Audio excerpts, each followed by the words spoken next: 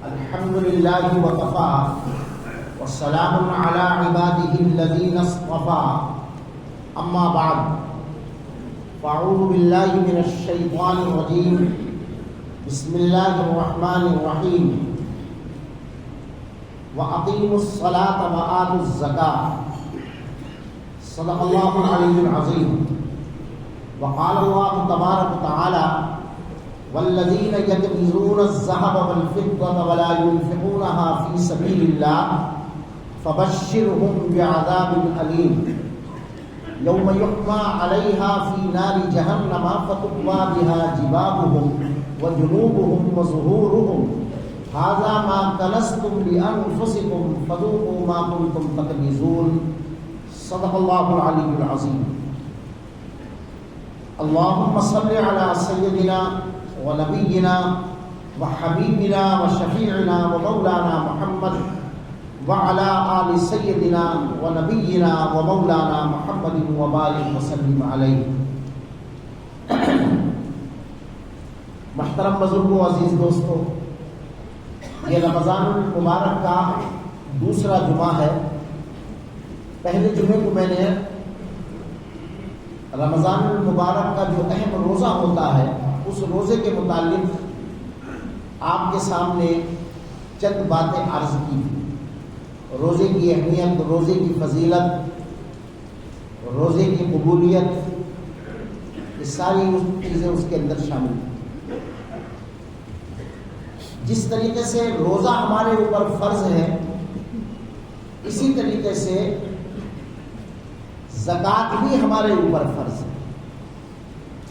جس طرح نماز ہمارے اوپر فرض ہے، اسی طریقے سے زکوٰۃ بھی ہمارے اوپر فرض ہے. ہم زکوٰۃ کو بہت معمولی سمجھتے ہیں، اس کی کوئی اہمیت نہیں سمجھتے کہ زکوٰۃ بھی کوئی چیز ہوتی ہے. زکوٰۃ کے اصلی معنی کیا ہے؟ پاک ہونا، پاک کرنا. اگر کوئی آپ کے کپڑوں کو دھو دے اور آپ دھلے ہوئے کپڑے پہن لیں، یا آپ کے جسم میں پسینے کی بدبو آ رہی ہے اور آپ غسل کر لیں، تو آپ کی طبیعت میں کتنا سکون پیدا ہوگا. آپ زبان سے، آپ کے جسم کے ہر عضو سے سبحان اللہ نکلے گا. کیوں؟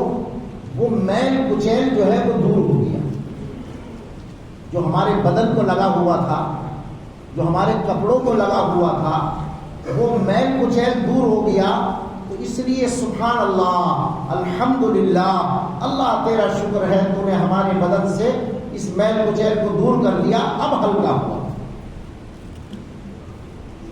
اسی طریقے سے اللہ تعالیٰ نے انسان کو جو مال عطا فرمایا ہے، جب وہ پاک ہو جاتا ہے اور اس کی صفائی ہو جاتی ہے، تو اس کا قلب اس طرف راغب ہوتا ہے کہ اللہ تیرا شکر ہے، تو نے مجھے تو پاک کیا ہی تھا، اب تو نے میرے مال کو بھی پاک کر دیا.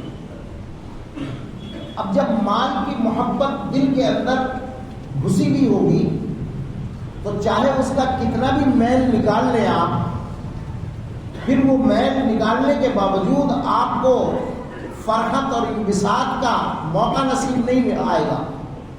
جیسے ایک گندا انسان ہے، کپڑے گندے پہنتا ہے، کتنا ہی اس کو کہہ لو کہ بھائی صاف ستھرے کپڑے پہن کے مسجد میں آؤ، لیکن فطرت ہے، جب آئے گا گندے کپڑے پہن کے آئے. برابر والے کو بھی تکلیف پہنچائے گا، تکبر پیدا ہوگا، اور خود اس کو احساس نہیں ہوتا کہ میں نے کتنے گندے کپڑے پہن رکھے. لہذا جب وہ گندگی اس کی طبیعت بن جائے تو آپ پھر اس کی اصلاح نہیں کر سکتے. اسی طریقے سے مال کی محبت ہر ایک شخص کو ہوتی ہے، ایسا کوئی نہیں ہے کہ جس کو مال کی محبت نہ ہو، یہ فطری ہے. لیکن اس مال کی گندگی اگر دور ہو جائے تو آپ کو بڑی فرحت محسوس ہوگی، خوشی محسوس ہوگی. اور جب مال ہی آپ کی طبیعت بن جائے کہ نہیں مال ہے کیسے بھی ہو، تو تو پھر اس کے طرح طرح سے ہیلے اختیار کیے جاتے ہیں کہ ایسے بچا لوں، ایسے بچا لوں، ایسے بچا لوں۔ لوگ ہم سے مسئلہ معلوم کرنے کے لیے آتے ہیں، مجھے تعجب ہوتا ہے کہ مولانا میرے پاس سود کا پیسہ ہے،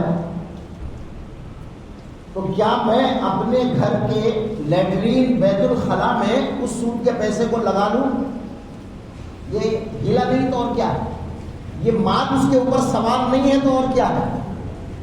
ارے جب تو اتنا اچھا مکان بنا رہا ہے، کچن تیرا اچھی کمائی سے بن رہا ہے، بیڈ روم تیرا اچھی کمائی سے بن رہا ہے، ڈرائنگ روم تیرا اچھی کمائی سے بن رہا ہے، اچھے قالینیں ڈال رہا ہے، اچھے پنکھے، اچھے کولر، اچھی اے سی لگا رہا ہے، تو وہ سود کا پیسہ یہ کہے گا کہ میں اس کو لیٹرین میں لگا لوں؟ اور پھر ہم جیسے آدمی سے تصدیق کرنے کی کوشش کرتا ہے۔ کیوں؟ اگر ہم بتا بھی دیں، حالانکہ اس کو معلوم ہے، وہ تو صرف ایک مہر لگوانے کے لیے لاتا ہے کہ بھائی میں نے تو پوچھ لیا تھا امام صاحب سے کہ ہاں سود کا پیسہ اس کے اندر لگا لو۔ بھائی ہم کیوں بتانے لگے؟ بے وقوف ہے تمہیں کہ سود کا پیسہ تم اپنے لیٹرین کے اپنی اس جگہ پر لگا لو۔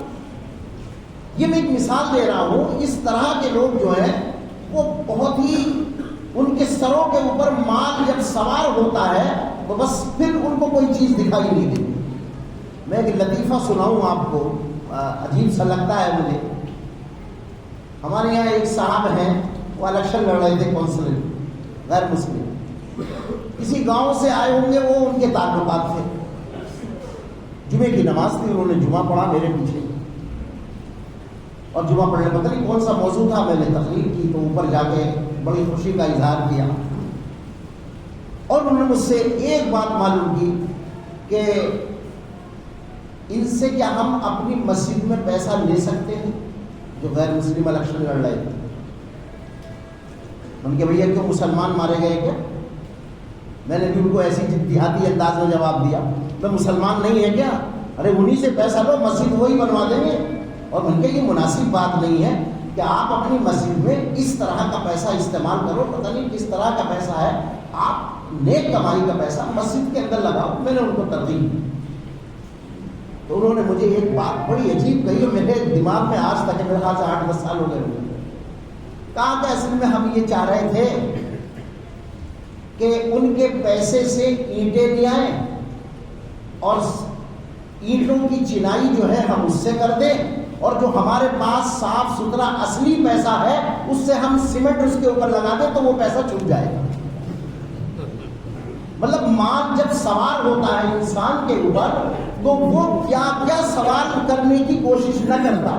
آج لوگ اپنی زکوٰۃ کو بچانے کے لیے نہ معلوم کتنے ہیلے اور طریقے اختیار کرتے ہیں، مگر ان ہیلوں اور طریقوں کو اختیار کرنے کے باوجود اگر آپ نے اپنے مال کو بچا لیا تو یہ آپ کے لیے کوئی اچھا سندیش نہیں ہے، آپ کے لیے کوئی اچھا میسج نہیں ہے کہ آپ نے ادھر سے ادھر سے کر کے اپنے مال کو بچا لیا، اور مال کی زکوٰۃ جو پاک ہونے جا رہا تھا آپ کا مال، اس پاکی کے ذریعے سے آپ کا مال جو پاک ہوتا وہ پاک ہونے سے آپ نے روک دیا۔ کیوں؟ مال جو ہے ہمارے ذہنوں پر سوار۔ اللہ تبارک و تعالیٰ نے قرآن پاک میں فرمایا وَمِمَّا رَزَقْنَاهُمْ يُنْفِقُونَ، متقیوں کی پہچان یہ ہے کہ جو ہم نے ان کو دیا ہے اس میں سے خرچ کرتے ہیں۔ اس کا مطلب کیا ہوا؟ ہم نے دیا ہے، تمہارا کچھ نہیں ہے۔ اللہ تبارک و تعالیٰ کا قرآن ہے، ایک آیت قرآن کی حافظ پڑھتا ہے روزانہ، صبح شام نماز میں بھی پڑھتا ہوں، لیکن کبھی کبھی نماز میں بھول جاتا ہوں۔ حافظ صاحب ہمارے بھول جاتے ہیں۔ اس کا مطلب یہ ہے، اللہ یہ بتانا چاہتا ہے کہ اگر 30 پاروں کو تم صحیح طریقے سے اپنے سینے کے اندر، اپنے قلب کے اندر محفوظ کر سکتے ہو تو یہ ہمارا کام ہے۔ اگر ہم چاہیں تو تمہیں اس کو یاد رکھوا دیں، اور اگر ہم چاہیں تو اس کو ذرا دیر کے لیے تم سے بھلا دیں۔ یہ اس کی قدرت کاملہ ہے۔ سورج، چاند روشنی بکھیرتے ہیں، لیکن جب گرہن لگتا ہے تو ان کی روشنی ختم ہو جاتی ہے۔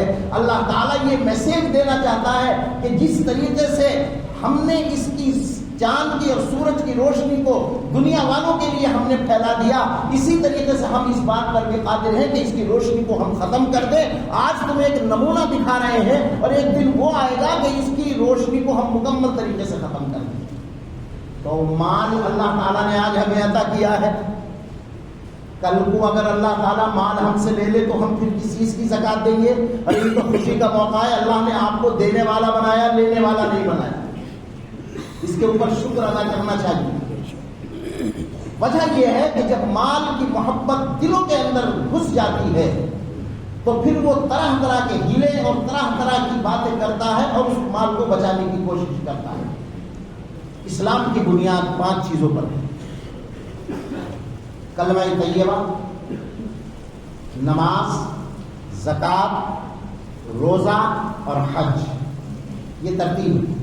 نبی علیہ السلام جب غار حرا سے باہر تشریف لائے تو آپ نے لوگوں کو اعلان کیا، قولوا لا الہ الا اللہ تفلحوا، لا الہ الا اللہ کہہ لو کامیاب ہو جاؤ گے۔ گویا کہ یہ لا الہ الا اللہ کہنا سب سے پہلا عمل تھا۔ کیوں؟ جس خالق نے، جس مالک نے ہمیں اور آپ کو پیدا کیا ہے، اس خالق اور مالک کی تعریف کرو کہ وہ ہمارا آقا ہے، وہ ہمارا داتا ہے، اور جبھی تمہیں کامیابی مل سکتی ہے۔ سورہ فاتحہ ہم پڑھتے ہیں تو ہم کیا پڑھتے ہیں؟ الحمدللہ رب العالمین الرحمن الرحیم مالک یوم الدین۔ تمام تعریف اس اللہ کے لیے جو تمام جہان کا پالنہار ہے، وہ رحمان بھی ہے، رحیم بھی ہے، اور وہ روز جزا کا مالک بھی ہے۔ اس کی پہلے تعریف بیان کی جاتی ہے۔ تعریف بیان کرنا کسی بھی ایسی ذات کی جو ہمارا خالق اور ہمارا مالک ہو، یہ ہمارے ذمہ فرض ہے۔ جب ہم کسی افسر کے پاس جاتے ہیں، اپلیکیشن لکھتے ہیں، تو اس کے اندر ہمیں کیا لکھنا ہوتا ہے؟ شریمان جی، یا انگلش میں آپ جو بھی آداب اور القاب لکھیں، ہمارے یہاں اردو میں لکھے جاتے ہیں محترم المقام۔ یہ سارے کے سارے وہ ادب کے الفاظ ہیں جو اس کو اپنی طرف کھینچتے ہیں کہ ہاں اس نے میری عزت کی ہے۔ اسی طریقے سے جب اللہ کا نام عزت کے ساتھ لوگے، اس کی تعریف بیان کرو گے، تو تمہارا خالق اور تم اس کی مخلوق، تمہارا رشتہ وہاں پر جڑ جائے گا۔ تو پہلا رشتہ کیا ہے؟ کلمہ طیبہ، اللہ کی تعریف بیان کرنا۔ اور جب اس کی تعریف بیان کر دی تو پھر طبیعت یہ چاہتی ہے کہ میں اس سے گفتگو بھی کروں، گفتگو ہو جائے، میری ملاقات ہو جائے۔ اب ملاقات کا انداز کیا اختیار کیا؟ نماز، صبح کو، شام کو، ایک آدھ وقت آئے گا جب تو کوئی تو کبھی تو پوچھے گا کہ بھائی کیسے آنا ہوا، کیوں آنا ہوا۔ اور جب اللہ کے دربار میں آؤ گے نہیں تو اللہ کیوں پوچھے گا تم سے کہ کیوں نہیں آئے؟ وہ نہیں پوچھے گا، بلکہ جب آؤ گے، ہاں بھائی خیریت ہے، کیوں آئے، کیسے آئے، اپنے محبوب سے، اپنے دوست سے، اپنے متعلق سے ملنے کے لیے جب جاؤ گے تو طبیعت چاہتی ہے کہ میں ان سے گفتگو کروں، میں چاہتا ہوں کہ ان سے اپنی ملاقات کروں، میں چاہتا ہوں کہ تھوڑی دیر ان سے کلام کروں۔ اللہ نے دوسرا رکن ہمیں یہ دیا کہ نماز کے ذریعے سے ہم اللہ سے گفتگو کرتے ہیں۔ کیا؟ ایاک نعبد و ایاک نستعین، یا اللہ ہم تیری ہی عبادت کرتے ہیں، تجھ ہی سے مدد طلب کرتے ہیں۔ اس کے علاوہ سبحان ربی العظیم، سبحان ربی العظیم، سبحان ربی العظیم، تیری ذات پاک ہے، تیری ذات پاک ہے، تیری ذات بڑی عظیم ہے۔ سمع اللہ لمن حمیدہ، اللہ نے تیری بات کو سن لیا۔ یہ کلام ہو رہا ہے، یہ گفتگو ہو رہی ہے۔ تو طبیعت چاہتی ہے کہ اپنے محبوب سے میں ملاقات بھی کروں اور گفتگو بھی کروں۔ اب یہ گفتگو ہو گئی، پھر سوچا کہ بھائی اب تو میری قربت ہو گئی، بات بھی ہو گئی تھی، اب میں اپنے محبوب کے لیے مال اکٹھا کروں، اور جب وہ مجھے حکم دے تو میں اس کے اوپر مال خرچ کروں۔ اب وہ زکوٰۃ ایک فریضہ ہمارے یہاں پر ایک رکن جو ہے وہ دیا گیا، وہ مال جمع کرتا ہے، کرتے کرتے کرتے جب ایک وقت ایسا آتا ہے اللہ کا حکم ہوتا ہے کہ اس میں سے 2.5% مال جو ہے وہ تم ہمیں دے دو۔ اب اس کو پریشانی نہیں ہوتی، اس لیے کہ اللہ کی تعریف پہلے کر چکا ہے، اس سے گفتگو کا شرف بھی اس کو حاصل ہو چکا ہے۔ تو اب مال کیا چیز ہے؟ میں مال بھی لٹا دوں گا۔ اب اس نے مال لٹانا شروع کر دیا۔ صدیق اکبر رضی اللہ تعالیٰ عنہ سے پوچھا اپنے گھر کے اندر کیا چھوڑا؟ فرمایا کیا چھوڑا؟ یہ کیا بات کرتے ہو؟ ارے جہاں جان لٹانے کو طبیعت چاہتی ہو وہاں مال کی کیا حیثیت؟ یہاں تو طبیعت چاہتی ہے کہ جان لٹا دو اور آپ نے جان لٹا دی۔ صدیق اکبر کا سفر جو ہوا ہے، ہجرت کا سفر، اس کے علاوہ ہر موقع پر آپ نے اپنی جان لٹانے کا ارادہ کر لیا کہ میرے محبوب کو تکلیف نہ ہو۔ تو مال کی کیا حقیقت ہے؟ جہاں جان لٹانے کا نمبر آ جائے وہاں مال کی کوئی حیثیت نہیں۔ تو یہ چاہتا ہے کہ میں اپنے محبوب کے اوپر مال لٹا دوں۔ اب اس کو زکوٰۃ دینا آسان ہو گیا۔ اب جب اس نے مال بھی لٹا دیا تو اب اتنی محبت میں اتنا غرق ہو گیا تو کھانے پینے کی بھی اس کو فکر نہیں رہی اللہ کی محبت میں۔ اب آ گیا روزہ، اب روزے میں اس کو فکر ہی نہیں کہ مجھے دن میں کھانا ہے پینا ہے، اللہ کی محبت میں روزہ رکھتا چلا جا رہا ہے۔ یہ چوتھا رکن ہو گیا۔ ایک اخیر کا رکن ہو گیا حج، اور حج کیا ہے؟ دو چادریں پہن کر اللہ کے حکم کے مطابق اس کے دربار میں پہنچنا۔ اور جب اللہ کے دربار میں پہنچتا ہے تو کیا کرتا ہے؟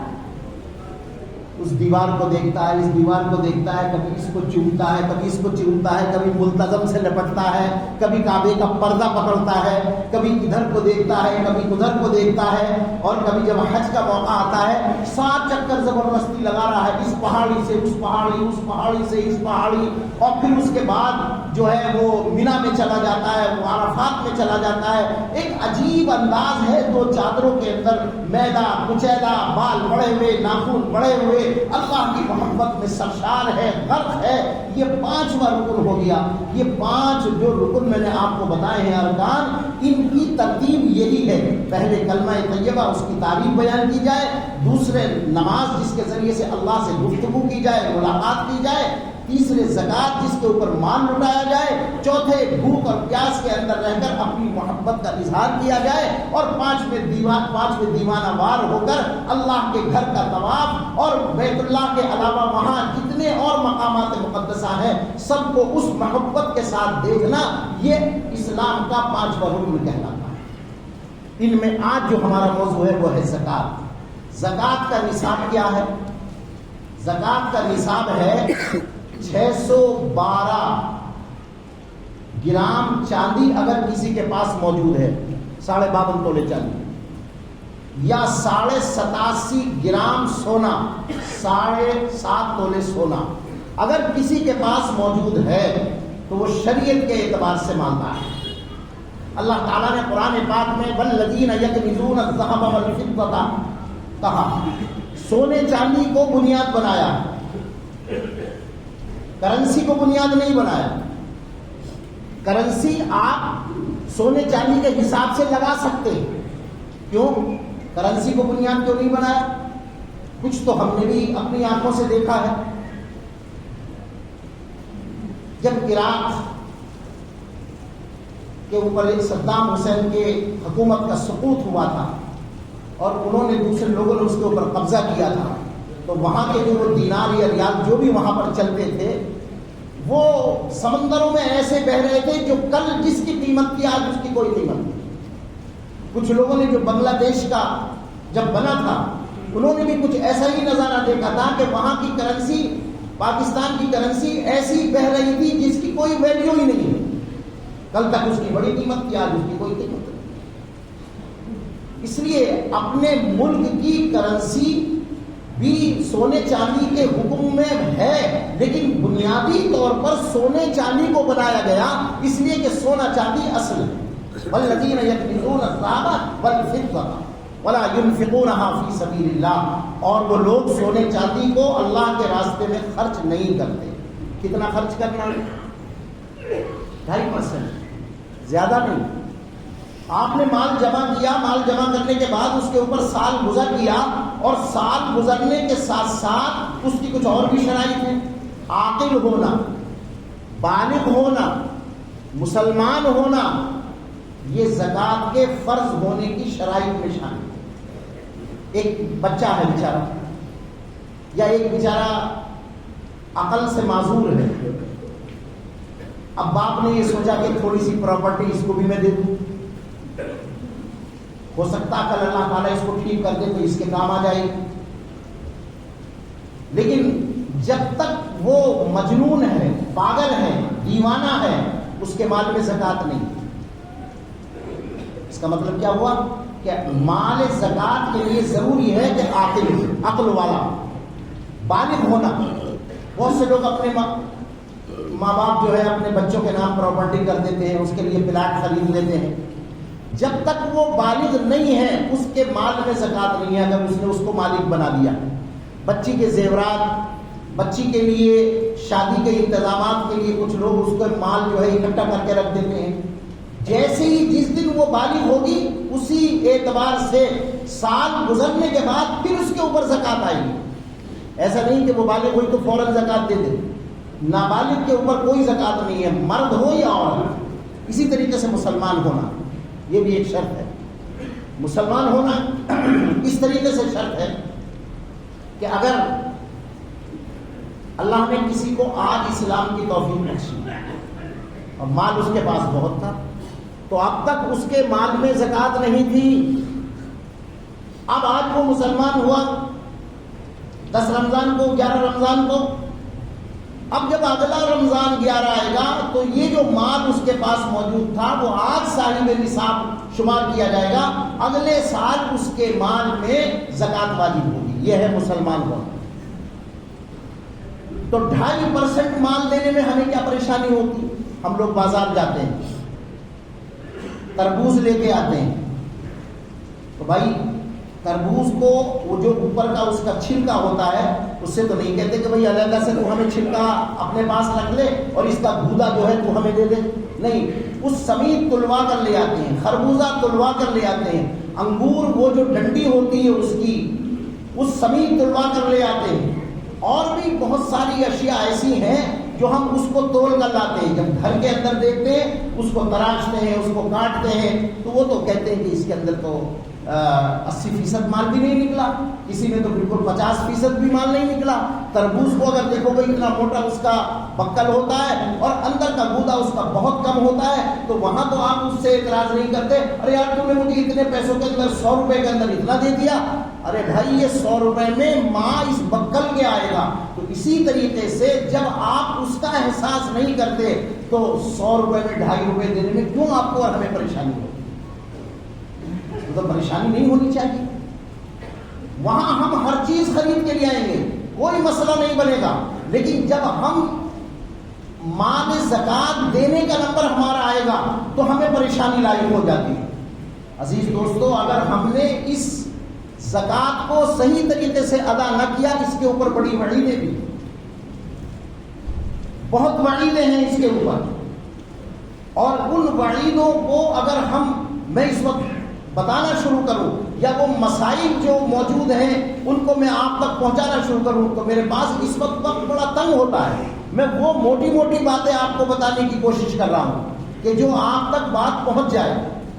ہمارے ملک میں اس سے پہلے ایک اچھا رواج تھا, آج بھی ہے مگر بہت کم, کہ جو سیرت کے جلسے ہوتے تھے, تو سیرت کے جلسوں میں جہاں علماء تقریر کرتے تھے وہاں پر ہندوستان کے جو بڑے بڑے عہدیدار تھے, منسٹر, صدر جمہوریہ, یہ بھی اس جلسوں کے اندر شرکت کیا کرتے تھے.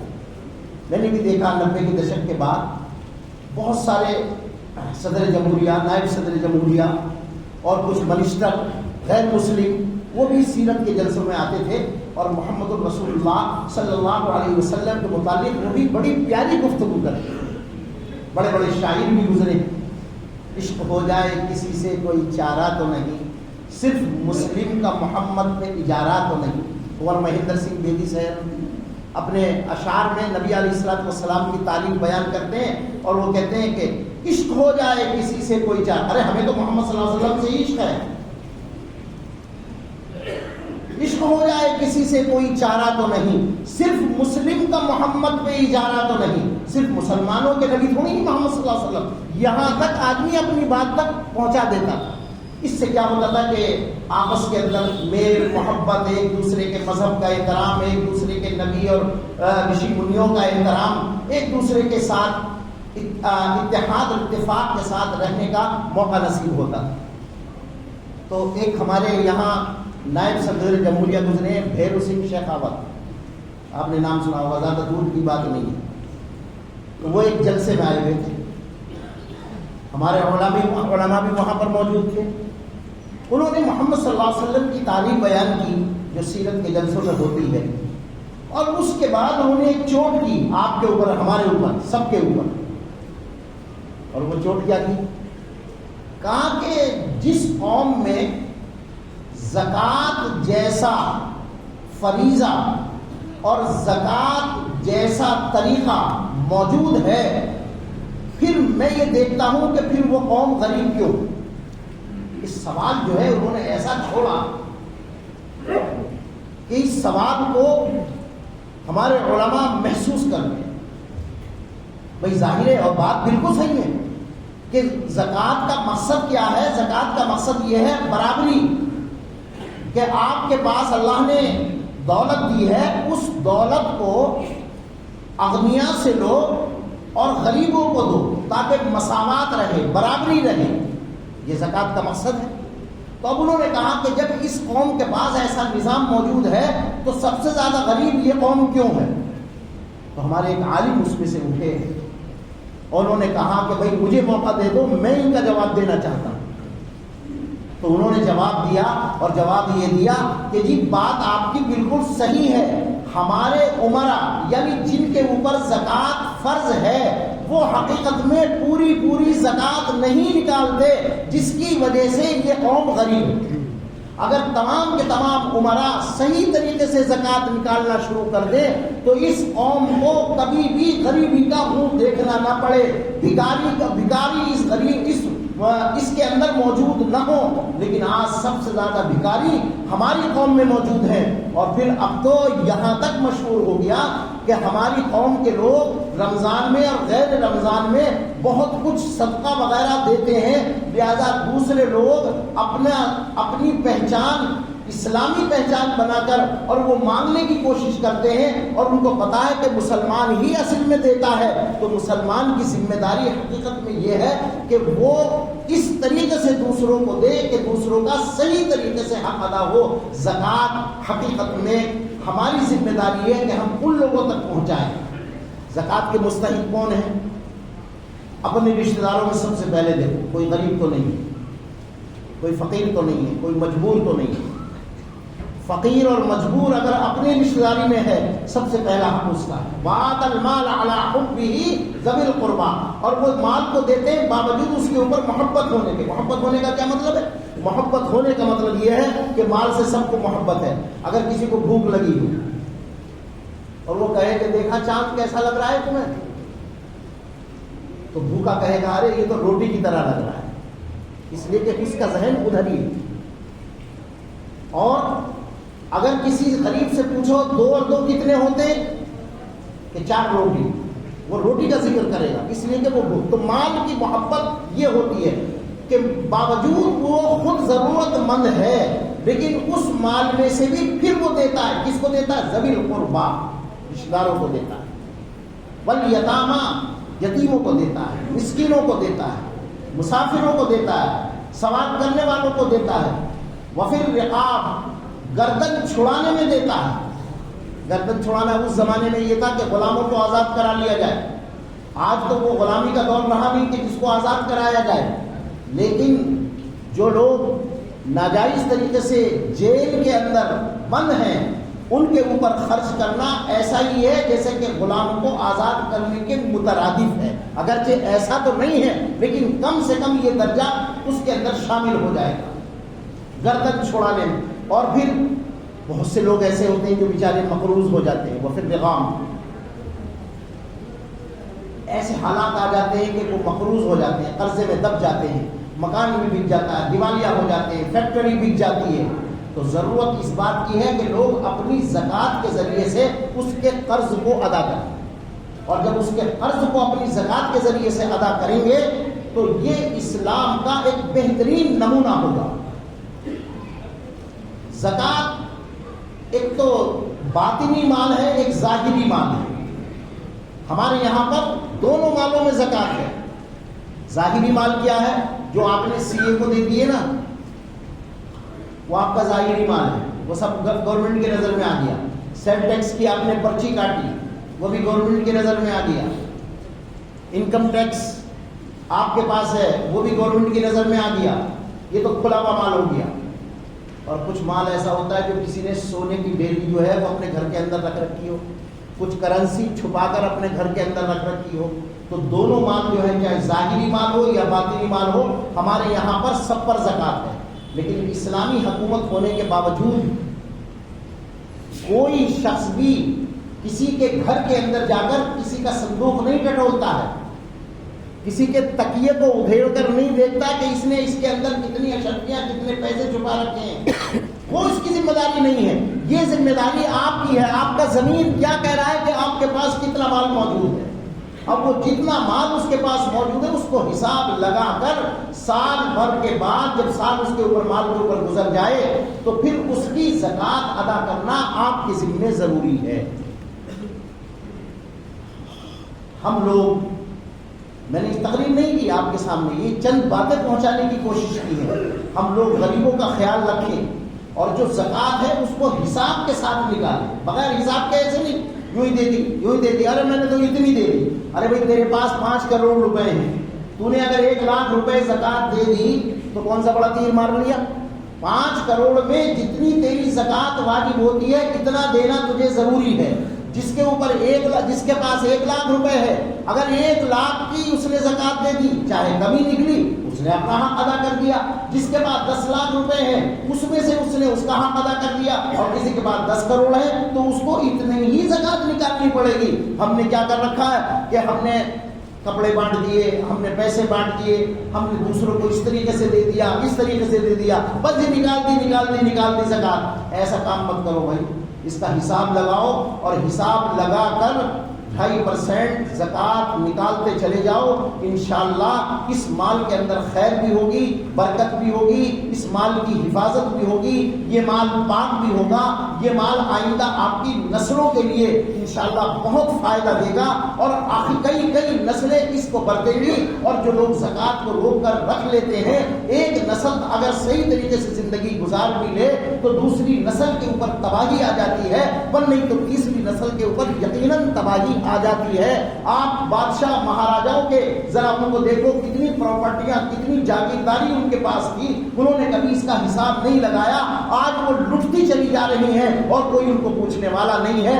دنیا میں کسی کو نہیں رہنا اور چند دن کے لیے ہم یہاں آئے ہیں. اس اپنی زندگی کو رسول اکرم صلی اللہ علیہ وسلم کے حکم کے مطابق گزارو، اللہ اور اس کے رسول کے حکم کے مطابق گزارو.